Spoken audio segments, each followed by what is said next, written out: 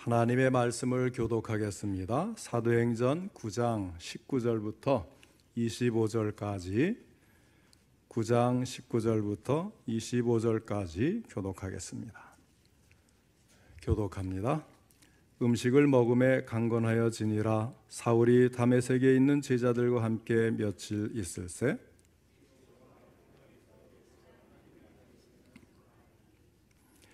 듣는 사람이 다 놀라 말하되 이 사람이 예루살렘에서 이 이름을 부르는 사람을 멸하려던 자가 아니냐.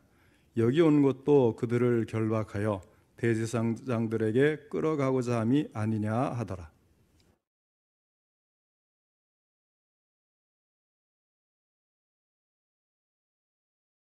여러 날이 지나매 유대인들이 사울 죽이기를 공모하더니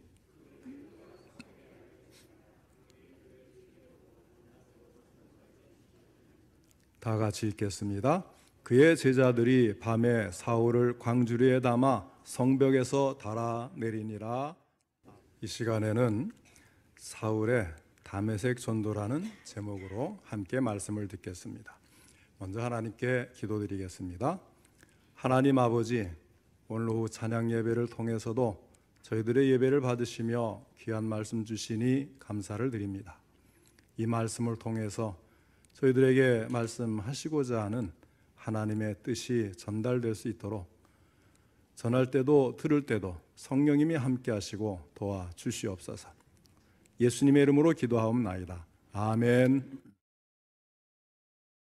다메섹으로 가던 사울이라고 하는 청년이 그 도중에 부활하신 예수님을 만나 뵙게 됩니다.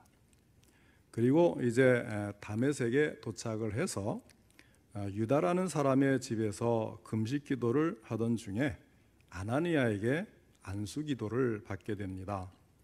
그때 성령으로 충만해졌고 눈에서는 비늘 같은 물질이 떨어지면서 시력을 회복하고 세상을 다시 보게 되었을 뿐만 아니라 세례를 받고 예수를 믿는 사람이 되었습니다. 은혜 받는다는 것은 이렇게 사람이 변하는 것을 의미합니다. 보지 못하던 사람이 보게 되는 것처럼 땅의 일만 생각하던 사람이 하늘을 바라보게 되고 그 육신의 배로 하나님을 삼던 사람이 신령한 은혜를 사모하게 되고 욕심으로 가득하던 사람들이 신령한 일에 열심을 가지게 되는 것입니다.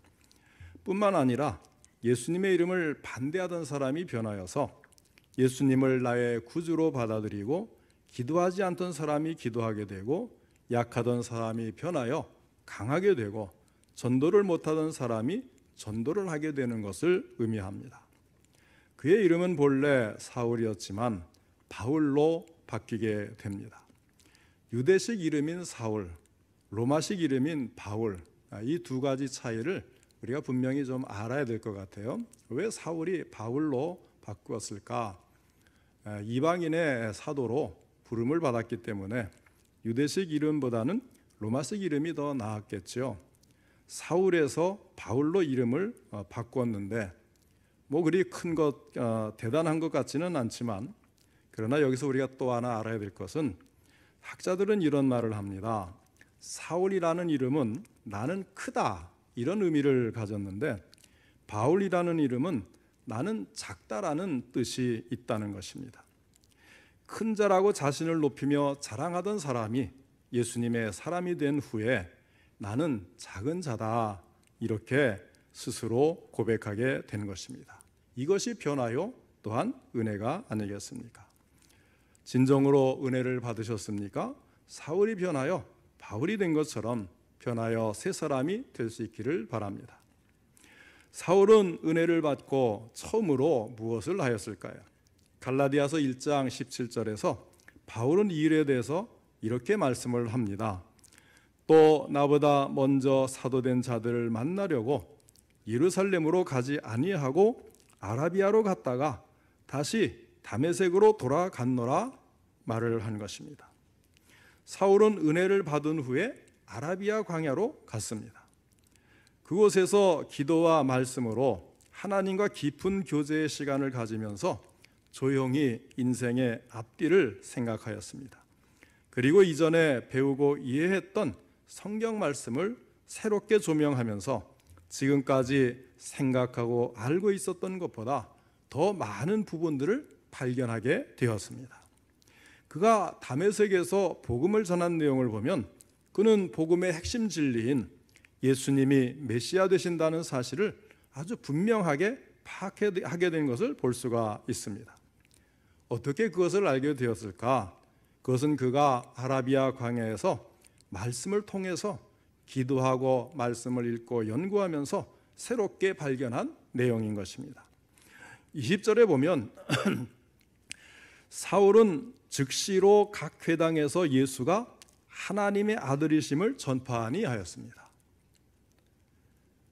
이단을 대하듯이 참 예수의 이름을 짓밟고 예수 믿는 사람들을 잡아 죽이기 위해서 외국까지 지금 진출을 하던 사울이 각 회당에서 즉시로 예수가 하나님의 아들이시다 이렇게 전파를 했다는 거예요. 자, 그러면 그는 아라비아 광야로 언제 갔을까요? 우리가 이제 아라비아 광야 하면 언뜻 사우디아라비아 같은 데를 생각하기 쉽지요. 그런데 실제로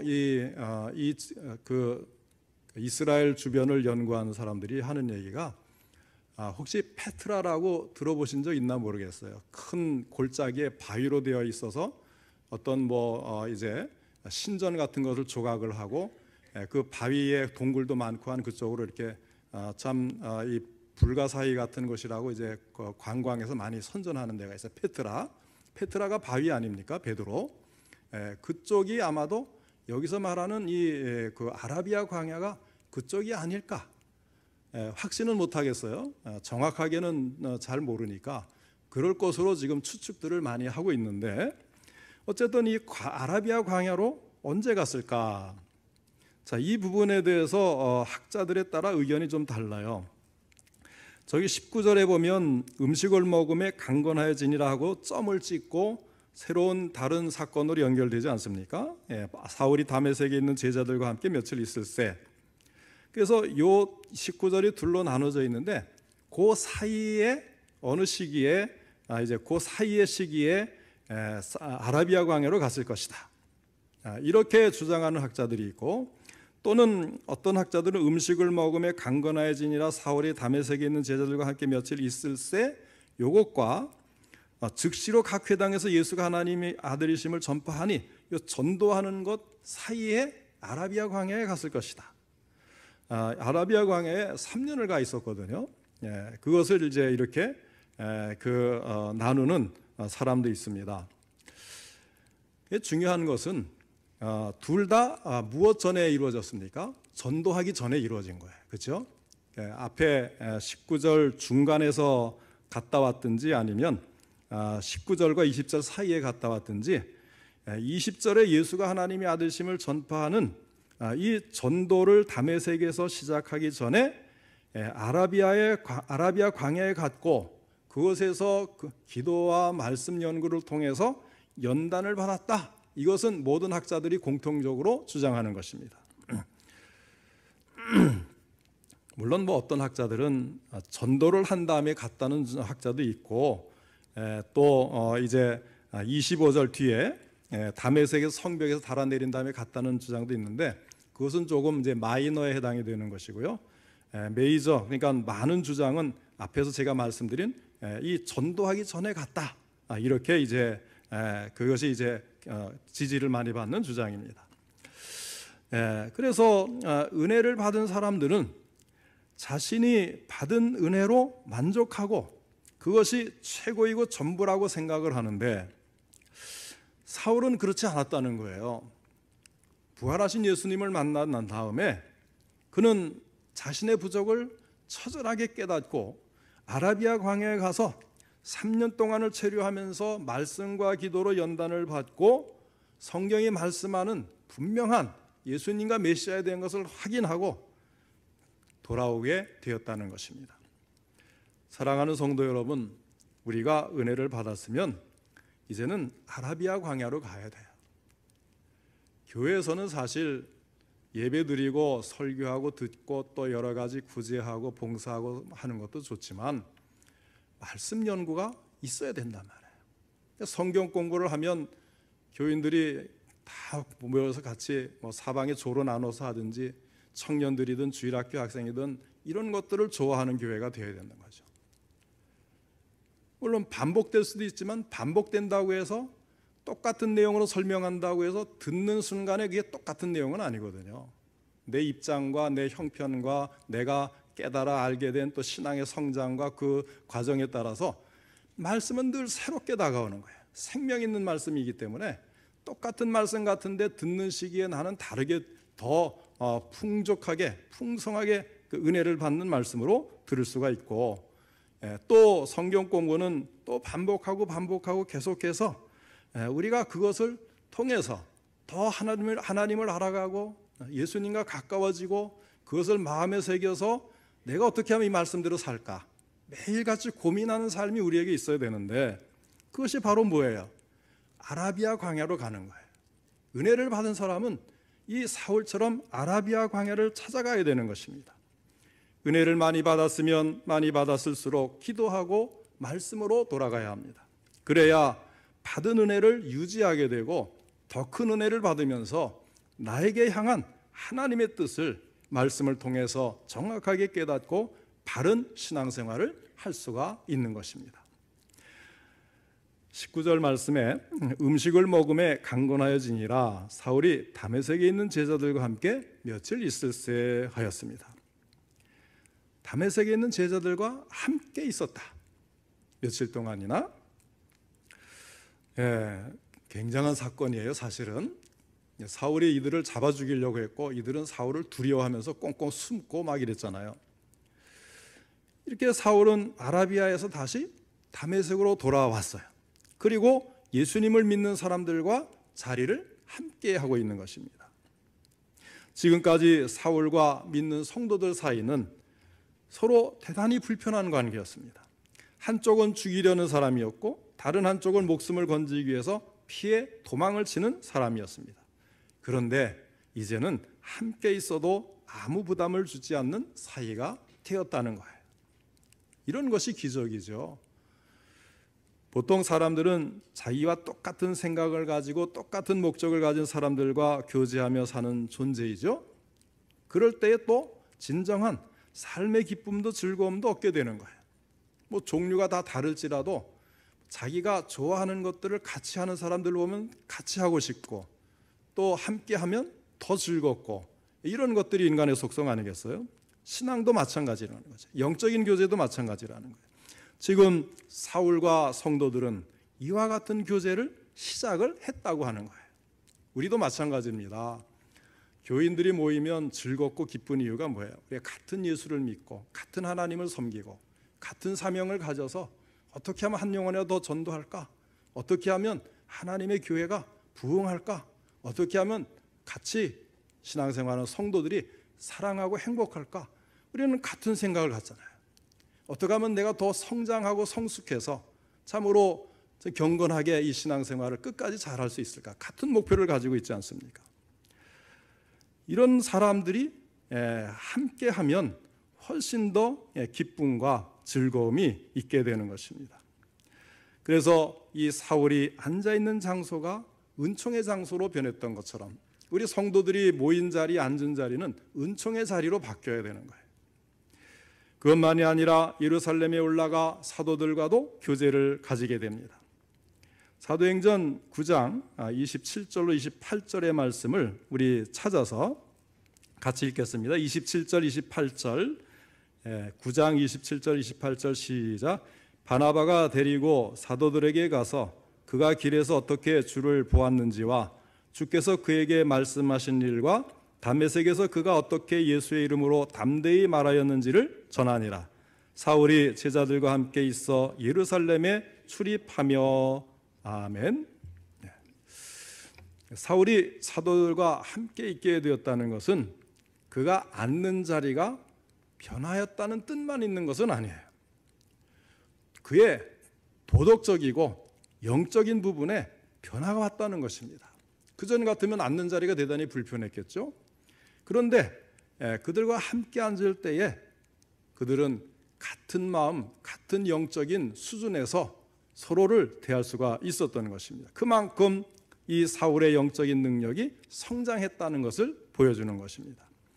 성령 충만을 받으면 이렇게 변화되어야 하는 것입니다. 앉는 자리가 바뀌고 교제하는 사람이 달라지고 생각하는 것이 달라지고 말하는 것이 달라져야 합니다. 만일 우리가 그렇지 못하다면 아직 나는 성령님과 참 거리가 멀구나. 우리는 참 하나님의 뜻과 너무 먼 거리에 있구나. 이런 걸 우리가 깨닫고 다시 기도하고 말씀을 열심히 묵상을 해서 더 우리의 신앙 수준을 높여야 하는 것입니다. 사울이 은혜를 받은 후에 그가 한 일은 전도였습니다. 지금까지 예수를 핍박하던 사람이 예수님의 이름을 증거하고 그를 구주로 믿으라고 전하기 시작하는 것입니다. 박해자로 다메섹을 찾아갔었지만은 이제는 그곳에서 유대인들에게 기독교로 개종할 것을 외치는 자로 나타났고, 회당을 찾아다니면서 그리스도인들을 색출하려고 했던 그가 이제는 그 회당에서 예수님을 전파하게 된 것입니다. 놀라운 변화요, 기적입니다. 이 사건은 보통 놀랄 만한 사건이 아닙니다. 너무 돌발적인 변화이기 때문에 눈앞에 나타난 이 사실을 그대로 믿으려고 하지 않을 정도였어요. 21절에 말씀합니다. 듣는 사람이 다 놀라 말하되 이 사람이 예루살렘에서 이 이름을 부르는 사람을 멸하려던 자가 아니냐? 여기 온 것도 그들을 결박하여 대제사장들에게 끌어가고자 함이 아니냐 하더라. 그의 온 목적도 알고 그의 열심도 알았던 사람이 이 180도 바뀐 것을 어떻게 받아들여야 될지 너무 당황스럽고 놀랄 수밖에 없었다는 거예요. 은혜 받은 사람은 이런 변화를 가져야 하는 것입니다.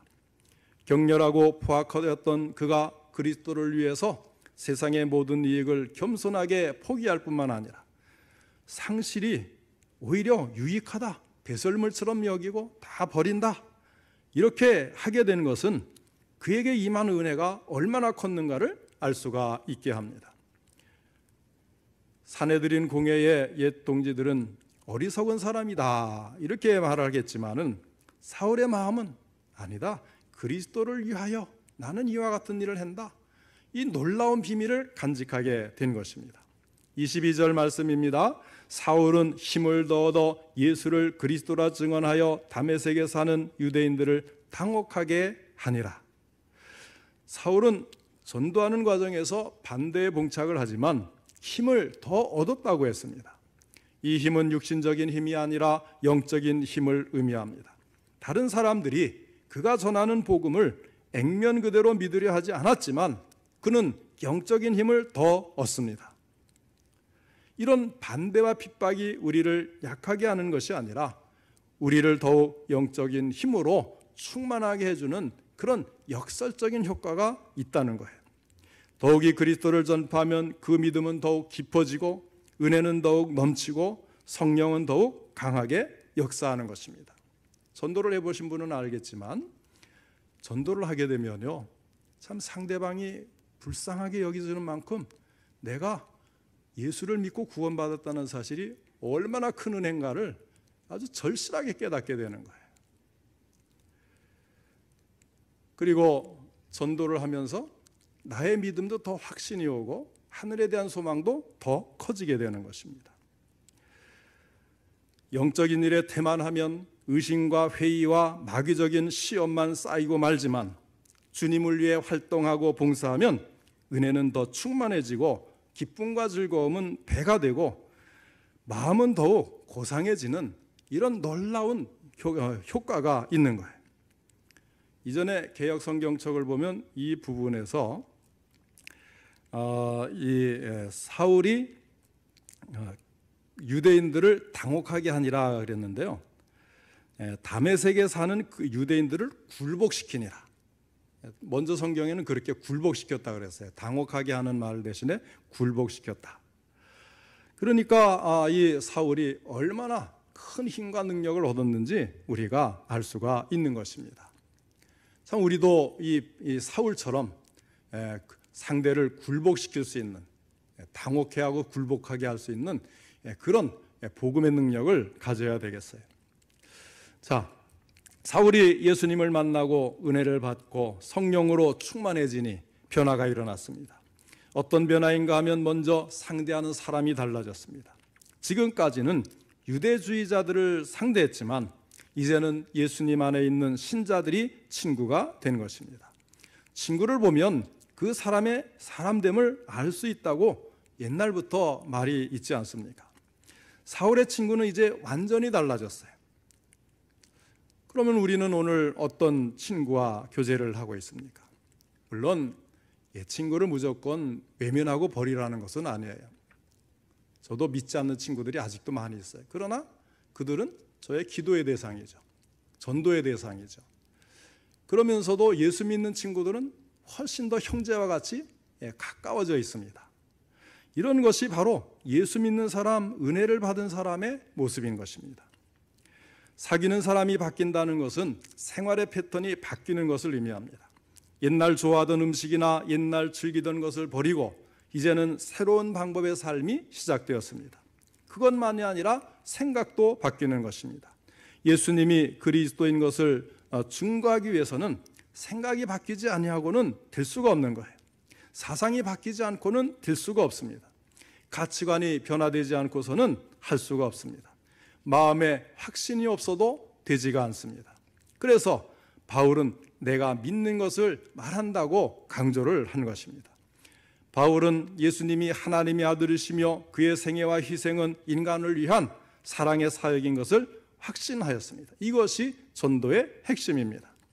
성령으로 충만하여 성령의 지배를 받는 사람이 되는 것은 성령이 생각하는 것과 같이 생각하고 성령이 느끼는 것을 함께 느끼고 성령이 의도하는 대로 결단하는 것을 의미합니다.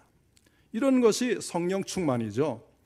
성령의 임재는 하나님의 존재를 확신시켜 줄 뿐만 아니라 우리 자신에게 큰 위로와 기쁨의 감정을 주기도 합니다. 그러나 깜짝 놀랄 만하고 혁명적인 것이 있다면 역시 삶의 변화인 것입니다. 이런 변화가 일어나야 되고 그런 사람이 진정으로 거듭나고 성령 충만을 받은 사람입니다. 안타깝게도 한국 교회는 은혜 받은 성도도 많고 성령으로 충만한 신자도 많고 열심히 대단하여 뜨거운 열기를 뿜으면서 봉사하는 사람도 있는데 왜 삶은 바뀌지 않는지를 모르겠어요. 굉장한 열심에 막 뜨거운 것 같고 누구도 못 말릴 정도로 그렇게 열심히 하는데 왜 삶은 바뀌지 않을까요? 그래서 우리 한국교회가 이렇게 많이 부흥했는데도 이 사회를 주도하지 못하는, 사회를 개혁하고 바꾸는데 주도하지 못하는 이유는 정말 열심은 있는데 과연 변화된 사람이냐, 삶이 변화됐느냐, 인격이 변화됐느냐, 그 말하는 것이 바뀌었느냐, 이런 것들이 없다는 거예요. 안타깝지요. 그런 것들이 진정으로 변화되고 바뀌고 달라지는 것이 은혜 받은 성도가 해야 될 일이고 걸어가야 될 길인 줄 믿으시기 바랍니다. 23절로 24절 말씀, 여러 날이 지나매 유대인들이 사울 죽이기를 공모하더니 그 계교가 사울에게 알려지니라. 저희가 그를 죽이려고 밤낮으로 성문까지 지키건을 하였습니다. 다메섹의 유대인들이 그 지방을 다스리는 아레다 왕의 고관들을 매수하고 공모를 해서 성문을 지키기 시작했습니다. 이 이야기는 고린도후서 11장에 다시 언급이 되기 때문에 우리가 그 내용을 알 수가 있어요. 그러니까 출국 금지령을 내린 겁니다. 목적을 위해 수단을 가리지 않는 유대인들의 모습을 보게 됩니다. 은혜 받는 생활은, 은혜를 받은 사람의 생활은 항상 형통한 일만 있는 것은 아니라는 것도 보여주고 있지요. 어려움도 있을 수 있는 겁니다. 은혜를 받고 성령의 인도를 받으면서 정직하고 진실하게 산다는 것이 그렇게 쉬운 일은 아니라는 거예요. 유대인들의 반대와 핍박에 부딪히는 것과 같은 사건이 있을 수가 있는 것입니다. 고통스러운 일들도 있을 수가 있습니다. 당신이 언제부터 그런 참신자가 되었느냐? 이런 비난도 받을 수 있어요. 그러나 이런 일에 흔들지 말아야 신앙을 온전히 지킬 수가 있습니다. 25절 말씀입니다. 그의 제자들이 밤에 사울을 광주리에 담아 성벽에서 달아내리니라. 이렇게 어려운 상황에서 하나님은 피할 길을 열어주셨습니다. 하나님은 자기 성도들이, 자기의 일꾼들이 어려움을 당하는 것을 그냥 지나치지 않는 분이신 것입니다. 그래서 피할 길을 주셔요. 이것이 하나님의 인도하심입니다.